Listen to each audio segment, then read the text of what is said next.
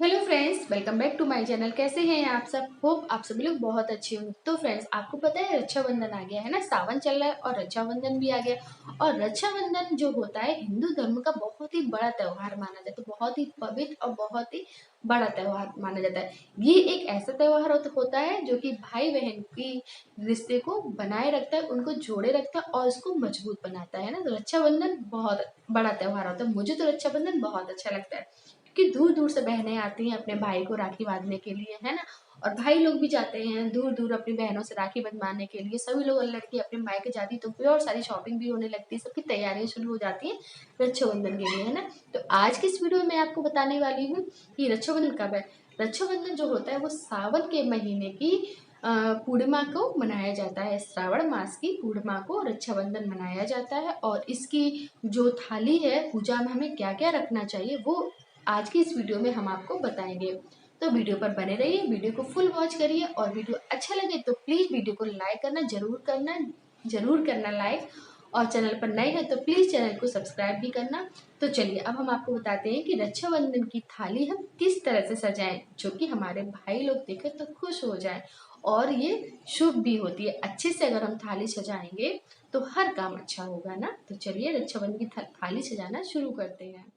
तो फ्रेंड्स, आज की वीडियो में हम आपको बताने वाले हैं रक्षाबंधन की जो पूजा की थाली होती है जिससे हम अपने भाई को तिलक करते हैं, उसमें हमें क्या क्या रखना चाहिए, क्या क्या चीज़ जरूरी होती है। आज के इस वीडियो में सब हम आपको बताएंगे। तो देखिए, सबसे पहले हम लेंगे थाली आप कोई भी ले लीजिए जो भी आपके घर में अवेलेबल है। लेकिन आजकल मार्केट में बहुत ही अच्छी अच्छी थालियाँ आ रही हैं, तो आप ले सकते हैं। मेरे पास ये थाली है रक्षाबंधन की पूजा करने के लिए, तो मैंने ये थाली ली है। उसके बाद हमें क्या चाहिए वो हम आपको बताते हैं। और अगर आपके पास कोई भी इस तरह की थाली नहीं है तो आप सादा थाली ले लीजिए, उसमें पूरे में गोटा लगा लीजिए, अच्छे से कवर कर लीजिए गोटे से। और जो भी आपके घर में डेकोरेशन वाला सामान है आप उससे अपनी थाली को सजाकर ब्यूटीफुल बना सकते हैं। और अगर आपके पास स्वास्तिक है तो आप स्वास्तिक भी बना सकते हैं। लेकिन आजकल मार्केट में बहुत अच्छी अच्छी थालियाँ आती है, उनमें स्वास्तिक ओम सब कुछ बना हुआ आता है, तो कुछ भी करने की ज़रूरत नहीं रहती है। थाली सजाने के बाद हमें सबसे पहले किस चीज़ की ज़रूरत है वो हम आपको बताते हैं। सबसे पहले हम लेंगे कुमकुम। जी हाँ, रक्षाबंधन के दिन पूजा की थाली में सबसे हमारी पहली सामग्री होगी जिसका होना बहुत ही ज़्यादा ज़रूरी है, वो है कुमकुम। हिंदू धर्म में कुमकुम का बहुत महत्व होता है। कोई भी हम जब शुभ काम करते हैं तो उसकी शुरुआत हम तिलक से करते हैं ना, क्योंकि तिलक जो होता है कुमकुम का, वो मान सम्मान का प्रतीक होता है। तो ये कुमकुम हम लेंगे।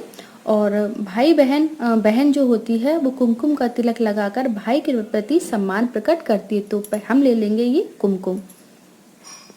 कुमकुम को लेकर हम रख लेंगे। नहीं तो इस पूजा की थाली में इस तरह से यहाँ पर दो ऐसे खांचे बने हुए हैं, एक में चावल रख सकते हैं, एक में कुमकुम रख सकते हैं। तो यहाँ पर हम इस तरह से कुमकुम को रख लेते हैं, जितना हमें ज़रूरत होगा उतना हम निकाल लेंगे। दूसरी चीज़ है हमारी चावल। तो देखिए, ये हमने लिए हैं चावल। पूजा में चावल के इस्तेमाल से आप तो भली भांति जानते ही होंगे, है ना, कि पूजा में चावल का यूज़ कितना ज़्यादा होता है। और हिंदू धर्म में चावल को अक्षत भी कहा जाता है। इसका अर्थ है अक्षत यानी अधूरा ना हो। अक्षत का मतलब होता है अधूरा ना हो। और चावल जो होता है वो शुक्र ग्रह से संबंधित भी होता है, इसलिए तिलक के साथ चावल लगाने का महत्व यही है कि भाई के जीवन पर तिलक का शुभ असर हमेशा बना रहे। तो इस तरह से हम चावल भी ले लेंगे और यहाँ पर हम रख लेंगे।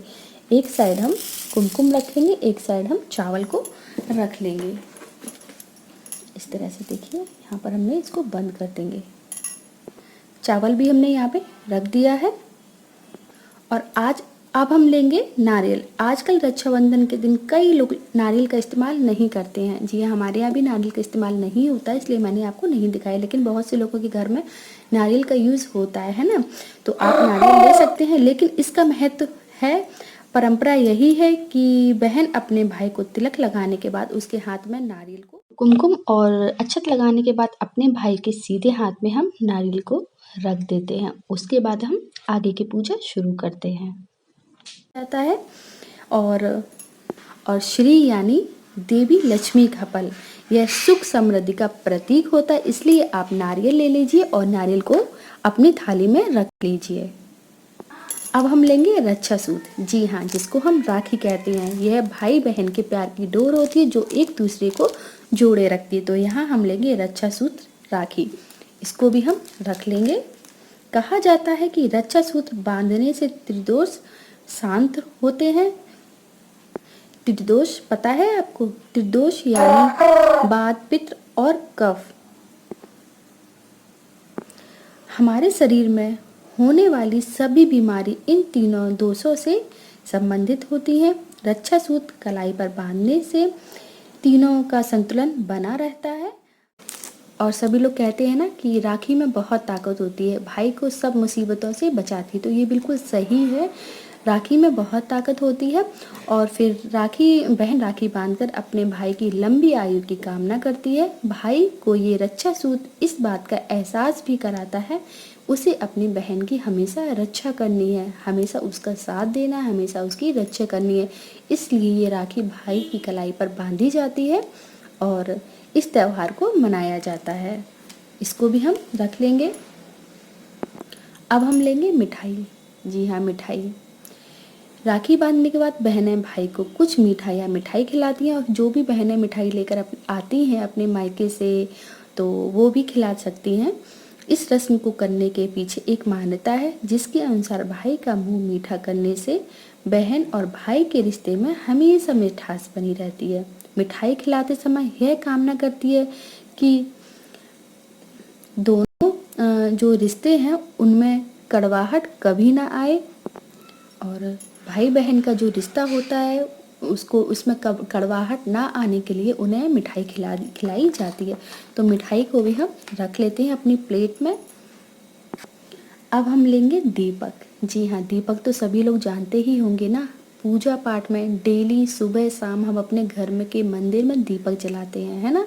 इससे क्या होता है, हमारे घर की में जो भी निगेटिव एनर्जी आती है वो दूर हो जाती है और अच्छी अच्छी चीज़ें हमारे घर में आती हैं इस दीपक के द्वारा। अगर हम अपने घर के मंदिर में दीपक को जलाते हैं तो कितनी घर में सुख शांति आ जाती है, कितना अच्छा लगने लगता है, घर का माहौल बहुत अच्छा हो जाता है।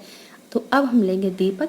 राखी बांधने के बाद बहन दीपक से भाई की आरती उतारती है। इस रस्म को लेकर मान्यता यह भी है कि आरती उतारने से सभी प्रकार की बुरी नजरों से भाई की रक्षा होती है। अगर भाई पर किसी की भी बुरी नजर रहती तो इस आरती के द्वारा उसको दूर किया जाता है। अब हम लेंगे गंगा जल से भरा हुआ कलश। ये जैसे कि आप देख सकते हैं ना, गंगा जल से भरा हुआ ये कलश। बहुत सी बहनें इस कलश को थाली में नहीं रखती, लेकिन इसका काफी महत्व होता है।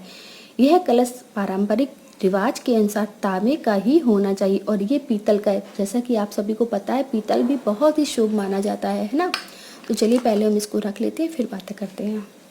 तो इसको भी मैंने थाली में रख लिया है और इसी कलश के जल को कुमकुम में मिलाकर भाई को तिलक लगाया जाता है। इस जो जल है इसका हम जल लेंगे और इस कुमकुम को हम इसमें निकाल लेंगे। इसको थोड़ा सा इसी पानी से हम गीला करेंगे, फिर अपने भाई को लगाएंगे। हिंदू धर्म में हर शुभ काम की शुरुआत में गंगा जल से भरा कलश रखा जाता है ना। कोई भी घर में हम पूजा पाठ करते हैं, नवरात्रि का ले लीजिए, शिवरात्रि का ले लीजिए, कुछ भी ले लीजिए, घर में हम कथा ही कहते हैं तो उसमें भी गंगा जल से भरा हुआ कलश रखते हैं ना। भगवान को भी हम गंगा जल से नहलाते हैं। गंगा जल बहुत ही शुभ माना जाता है, बहुत ही ज़्यादा शुभ, है ना। क्योंकि इसी कलश में, इसी गंगा जल में सभी तीर्थों और देवी देवताओं का वास होता है, इसलिए हमें अपनी थाली में गंगा जल भी जरूर रखना चाहिए। तो फ्रेंड्स, ये थी हमारी रक्षाबंधन के पूजा की थाली। तो इस तरह से हम अपनी थाली को सजाते हैं और अपने भाई की लंबी आयु की कामना करते हैं, एक दूसरे के प्यार को बनाए रखने की कामना करते हैं। साथ में इस जो रक्षाबंधन के त्यौहार को अच्छे से मनाते हैं। और ये एक ऐसा त्यौहार भी होता है जो भाई बहन के रिश्ते को मजबूत बनाता है, उनकी डोर को जोड़े रखता है, उनकी डोर को बांधे रखता है। तो इस तरह से हम इस रक्षाबंधन अपनी थाली को सजाएंगे। तो फ्रेंड्स, हमारा आज का ये वीडियो आपको कैसा लगा? आई होप आपको हमारा ये वीडियो पसंद आया हो।